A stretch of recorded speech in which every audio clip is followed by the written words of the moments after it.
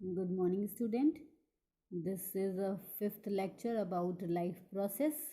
Yesterday we finished our video on digestion in stomach. And now today we start from there. Already I told you some gastric gland are present in inner wall of stomach, and from these glands secrete juice which is called gastric juice. कल के video में हम लोगों ने student digestion in stomach अमाशय में पाचन की प्रक्रिया के बारे में थोड़ा बहुत पढ़ा। अमाशय के सबसे जो आंतरिक दीवार होती है, जो इनर वॉल होती है, वहाँ पे कुछ ग्लैंड्स प्रेजेंट होते हैं, ग्रंथि, जिन्हें हम कहते हैं गैस्ट्रिक ग्लैंड, जठर ग्रंथियाँ। और उन जठर ग्रंथियों से कुछ रस जूसेस सिक्रेट होते हैं जिन्हें हम जठर रस कहते हैं। एंड इन जठर रस में, इन गैस्ट्रिक जूसेस में कुछ एंजाइम्स प्रेजेंट होते हैं, जो एंजाइम्स फूड के डाइजेशन में हेल्प करते हैं। जैसा कि कल मैंने आपको बताया था, पेप्सिन एक एंजाइम है जो हेल्प करता है प्रोटीन को पेप्टोन्स और प्रोटियोजेस में कन्वर्ट करने में।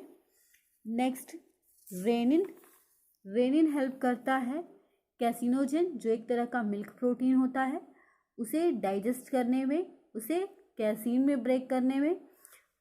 और गैस्ट्रिक लाइपेस हेल्प करता है फैट को फैटी एसिड एंड ग्लिसरॉल में ब्रेक करने में। Now a hormone also secreted from pyloric wall which is called gastrin. Stomach के 3 part, fundus, cardiac and pyloric, और पाइलोरिक के वॉल से सिक्रेट होता है एक हार्मोन जिसको हम लोग कहते हैं गैस्ट्रिक। एंड गैस्ट्रिन हिंदी में भी गैस्ट्रिन ही बोलेंगे और इंग्लिश में भी गैस्ट्रिन ही बोलेंगे। तो गैस्ट्रिन हार्मोन क्या करता है, गैस्ट्रिक जूसेस के सिक्रेशन को बढ़ाता है, जठर रस के श्रावण को बढ़ाता है। फंडिक पार्ट, जो फंडस है स्टमक का, उस फंडिक पार्ट से सिक्रेट होता है एक HCl, एसिडिक मीडियम का HCl, hydrochloric acid, which is acidic in nature. ये कहाँ से सिक्रेट होते हैं, पैराइटल या ऑक्जेंटिक सेल कहते हैं। जहाँ से ये सिक्रेट होते हैं उन्हें पैराइटल या ऑक्जेंटिक सेल्स कहते हैं। इन HCl का क्या फंक्शन है, HCl जब सिक्रेशन होता है HCl का, तो जो फूड हम इंटेक कर रहे हैं, जो फूड हमारे इसोफेगस से होते हुए हमारे स्टमक में गया है, तो वहाँ पे जो भी बैक्टीरिया या हार्मफुल सब्सटेंसेस मौजूद हैं, उनको डिस्ट्रॉय करने का काम, उनको समाप्त करने का काम करता है। इतना ही नहीं, जो गैस्ट्रिक जूसेस में एंजाइम प्रेजेंट है, ये रेनिन, लाइपेस एंड पेप्सिन, ये इनएक्टिव फॉर्म में होते हैं और इनको एक्टिव करने का काम भी कौन करता है, HCl करता है। अगर HCl का सिक्रेशन बढ़ जाता है, इन केस कभी अगर HCl का सिक्रेशन स्टमक वॉल में ज़्यादा हो जाता है, तो देन स्टूडेंट, एक तो एसिडिटी की कंडीशन क्रिएट हो जाती है, और दूसरा वो उसके इनर वॉल को, म्यूकोसा को धीरे धीरे डिस्ट्रॉय करने लगता है। म्यूकोसा को प्रोटेक्ट करने के लिए एक और सब्सटेंस सिक्रेट होता है जिससे हम लोग कहते हैं म्यूकस, और म्यूकस क्या करता है, HCl से इनर वॉल को प्रोटेक्ट करता है। Now come to digestion in duodenum. Duodenum में भोजन का पाचन।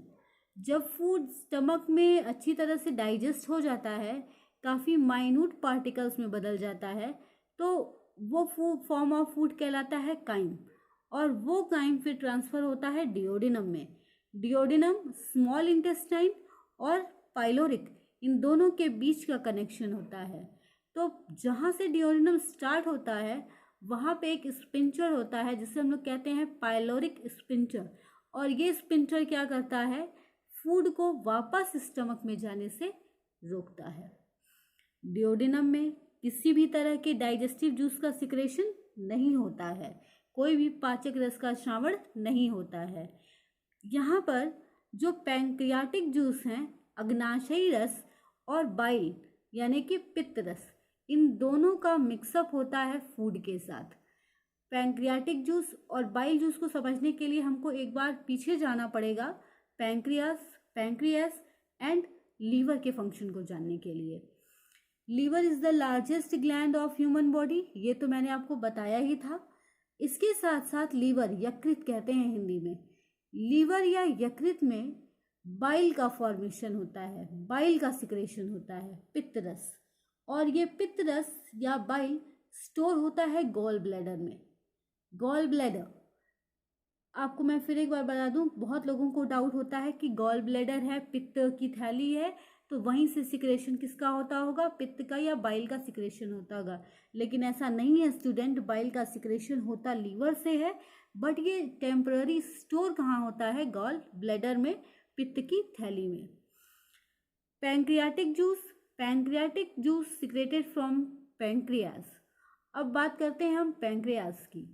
Pancreas is a mix gland of human body. Pancreas दो पार्ट में होते हैं, एक पार्ट होता है pancreas acini and second part is isolates of Langerhans. Pancreas acini को हिंदी में अग्नाशयी एसिनी ही कहते हैं, and isolates of Langerhans. Mixed gland क्यों कहते हैं? दो तरह के ग्लैंड होते हैं ह्यूमन बॉडी में, exocrine and endocrine. Exocrine and endocrine. Exocrine gland क्या होते हैं? जो हार्मोन और जूसेस का सिक्रेशन करते हैं। एंडोक्राइन ग्लैंड्स क्या होते हैं? जो हार्मोन का सिक्रेशन करते हैं। फिलहाल हम बात करते हैं पैंक्रियाटिक जूस की, तो हम बात किसकी करेंगे? एक्सोक्राइन पार्ट की। एक्सोक्राइन पार्ट से सिक्रेट होता है पैंक्रियाटिक जूस, और यही पैंक्रियाटिक जूस डिओडिनम में पहुंचता है। पैंक्रियाटिक जूस और बाइल जूस, इन दोनों के पहुंचने का एक कॉमन रास्ता है, एक कॉमन वे है, जिसको हम लोग कहते हैं कॉमन बाइल डक्ट। क्या कहते हैं? Common bile duct. और इसी कॉमन बाइल डक्ट से पैंक्रियाटिक जूस और बाइल डिओडिनम तक जाते हैं। बाइल में बाइल का नेचर कैसा होता है? बेसिक का मतलब क्षारीय, और क्षारीय नेचर होने की वजह से क्षारीय क्यों होते हैं? क्योंकि इनमें सोडियम कार्बोनेट प्रेजेंट होता है। कल जब मैं आपको डाइजेशन के कॉन्सेप्ट की बात कर रही थी, डाइजेशन का कॉन्सेप्ट मैं आपको बता रही थी, तो स्टूडेंट वहाँ पे मैंने आपको बताया था कि जो कंपोनेंट्स हैं या न्यूट्रिएंट्स हैं वो छोटे छोटे फॉर्म में ब्रेक होते हैं। बात अगर हम फैट की करें, फैट, तो फैट क्या है? एक तरह का डिटर्जेंट समझ लीजिए आप। तो स्टूडेंट इस फैट को ब्रेक करने के लिए बाइल की ज़रूरत पड़ती है, क्योंकि बाइल क्या करता है? एक तरह का ये ऑयल है, और इस ऑयल को ब्रेक करने के लिए, चूंकि ऑयल है तो पानी में जाहिर सी बात है डिसॉल्व नहीं होगा। अगर आप किसी बाउल में वाटर के सरफेस पे अगर आप ऑयल डालते हैं तो आप देखेंगे उस अपर सरफेस पे ही ऑयल रह जाएंगे। तो इसका मतलब है कि ऑयल और वाटर को मिक्स करने के लिए हमें उसे इमल्सिफाई करना पड़ेगा। तो ये केमिस्ट्री का बहुत छोटा सा लॉजिक है।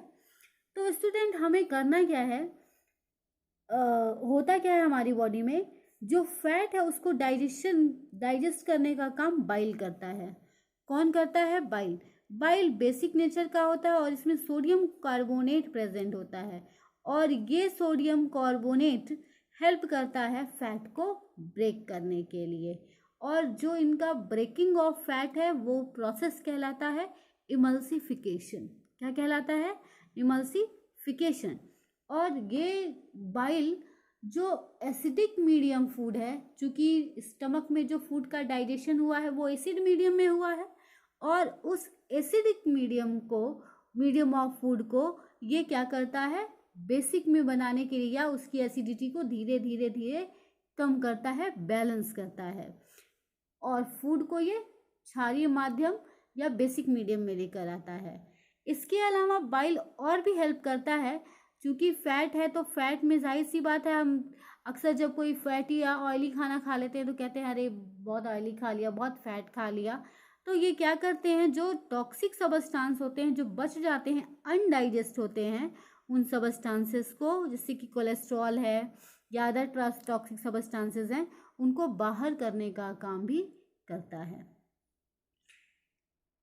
इसके अलावा इनके पैंक्रियाटिक जूसेस में कुछ एंजाइम्स होते हैं, ट्रिप्सिन, काइमोट्रिप्सिन, कार्बोक्सी ट्रिप्सिन, देखिए trypsin, chymotrypsin, carboxypeptidase, lipase, amylopsin. Student मैंने हिंदी में भी इनके नाम लिखे हुए हैं, trypsin, chymotrypsin, carboxypeptidase, lipase and amylopsin. ये सारे एंजाइम्स काम करते हैं फैट, प्रोटीन और कार्बोहाइड्रेट। ट्रिप्सिन, काइमोट्रिप्सिन ये हेल्प करते हैं प्रोटीन को ब्रेक करने में, कार्बोक्सी पेप्टाइडेज, लाइपेज हेल्प करता है फैट को ब्रेक करने में, एंड एमाइलोसिन हेल्प करता है कार्बोहाइड्रेट को ब्रेक करने में। इट मीन्स डाइजेशन, स्टमक के डाइजेशन में कार्बोहाइड्रेट का डाइजेशन नहीं हो रहा था, लेकिन डिओडिनम में तीनों ही न्यूट्रिएंट, कार्बोहाइड्रेट, फैट और प्रोटीन, इन तीनों का डाइजेशन होता है। अब student, digestion in small intestine, आपने शुरू से पढ़ा है कि absorption of food takes place in small intestine, that's true, but student digestion का कुछ पार्ट स्मॉल इंटेस्टाइन में भी कंप्लीट होता है।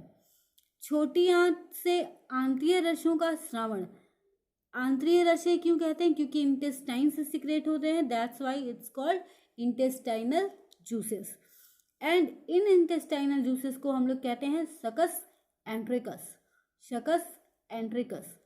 एंड स्टूडेंट लगभग एक दिन में 1 लीटर इंटेस्टाइनल जूस का सिक्रेशन होता है हमारे डाइजेस्टिव सिस्टम में। A specific type of gland, Brunner glands and crypts of Lieberkühn.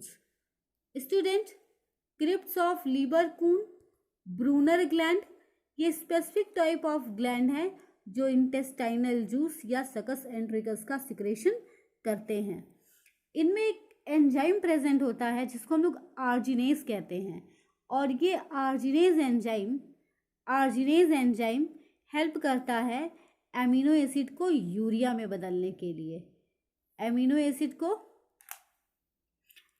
Acid को यूरिया में बदलता है आर्जिनेज एंजाइम।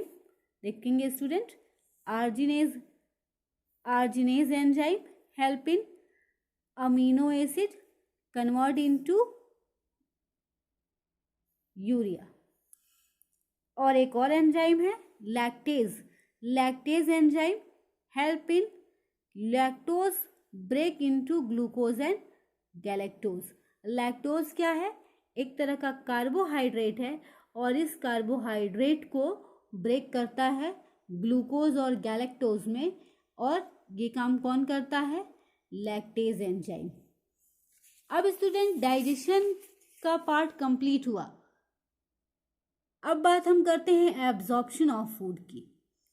स्टूडेंट अगर एब्जॉर्प्शन ऑफ फूड की कहें तो इंटेस्टाइन के वॉल पे फिंगर लाइक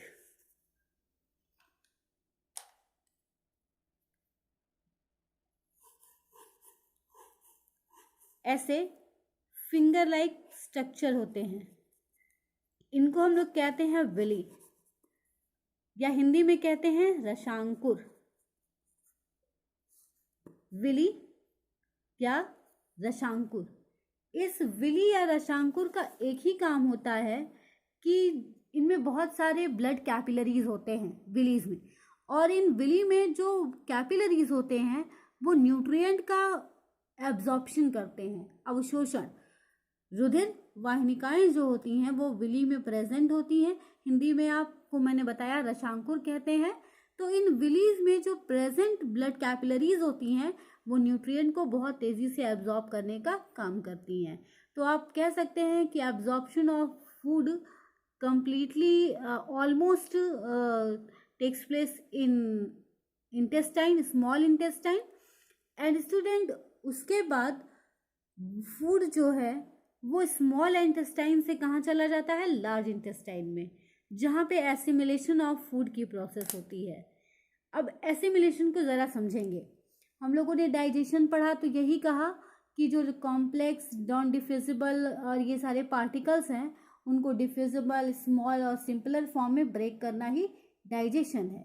लेकिन एसिमिलेशन एक ऐसा ही प्रोसेस है स्टूडेंट जहाँ पे जो बचा हुआ डाइजेस्टेड फूड होता है वो स्टोर होने का काम करता है, धीरे धीरे स्टोर होता है। जैसे एग्जांपल ले लीजिए ग्लूकोज, एक्सेस ग्लूकोज है, एक बार में तो सारे ग्लूकोज को हम यूटिलाइज नहीं कर सकते ना एनर्जी के लिए।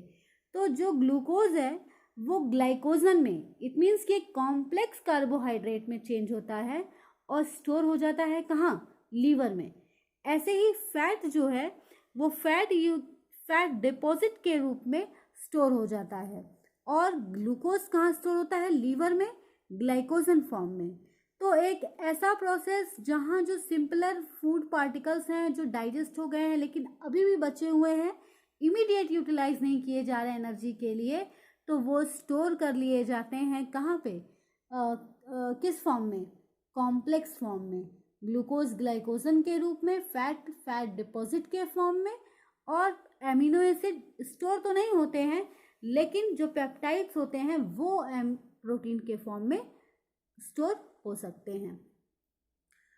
अब स्टूडेंट एसिमिलेट लार्ज इंटेस्टाइन में एक और मेन फंक्शन होता है। लार्ज इंटेस्टाइन का मेन फंक्शन ये होता है कि वो वाटर को और मिनरल्स को एब्जॉर्ब करते हैं। फिर से मेरी बात ध्यान दीजिएगा, स्मॉल इंटेस्टाइन में एब्जॉर्प्शन की प्रोसेस हो रही है, नो डाउट न्यूट्रिएंट हो रहे हैं, लेकिन जो लार्ज इंटेस्टाइन है उस लार्ज इंटेस्टाइन में वाटर और मिनरल्स का एब्जॉर्प्शन होता है। अब स्टूडेंट सबसे लास्ट स्टेप पे आ जाते हैं, egestion of food. Egestion of food क्या है कि remaining waste is called faeces. जो टॉक्सिक सबस्टांस होते हैं, जो बचे हुए वेस्ट पदार्थ होते हैं जिनको हम लोग वर्ज्य पदार्थ भी कह सकते हैं, वो सभी पदार्थ रेक्टम में आ जाते हैं। और rectum is a part of large intestine. Rectum में वो इकट्ठा होते हैं और एनल पोर के थ्रू, एनस के थ्रू वो फूड बॉडी से बाहर हो जाते हैं, डाइजेस्टिव सिस्टम से बाहर हो जाते हैं। तो इस तरह से स्टूडेंट डाइजेशन में जो सारे स्टेप हैं वो इंक्लूडेड हैं, वन बाय वन ब्रेक होना, पच जाना, डाइजेस्ट हो जाना और फिर बचे हुए सबस्टांसेस का बाहर आ जाना, ये सारी प्रोसेस फिजियोलॉजी ऑफ डाइजेशन की होती है। एक और इम्पॉर्टेंट चीज़ स्टूडेंट मैं आपको बताना चाहती हूँ कि अक्सर आपने देखा होगा कि लोग बोलते हैं अरे मुझे अपच हो गया तो वॉमिटिंग हो गई। तो वॉमिटिंग या उल्टी क्या है, जब बाइल के साथ फूड मिक्स होता है तो कभी कभी एक प्रेशर के कारण या पूरी तरह से फूड डाइजेस्ट होने की कैपेबिलिटी जब नहीं होती है तो जो कार्डियक स्पिंटर है वो ओपन हो जाता है और फूड स्टमक से वापस बैकवर्ड डायरेक्शन में मूव करता है ईसोफेगस के थ्रू। और ईसोफेगस से जैसे ही वो फिर माउथ और माउथ से आपकी बॉडी से बाहर होने लगता है। इस कंडीशन में स्टूडेंट जो बाइल है वो डेफिनेटली हमारी मदद करता है और जो टॉक्सिक सबस्टांस थे वहाँ पे उन टॉक्सिक सबस्टांसेस को क्या करता है, बॉडी से रिमूव करता है।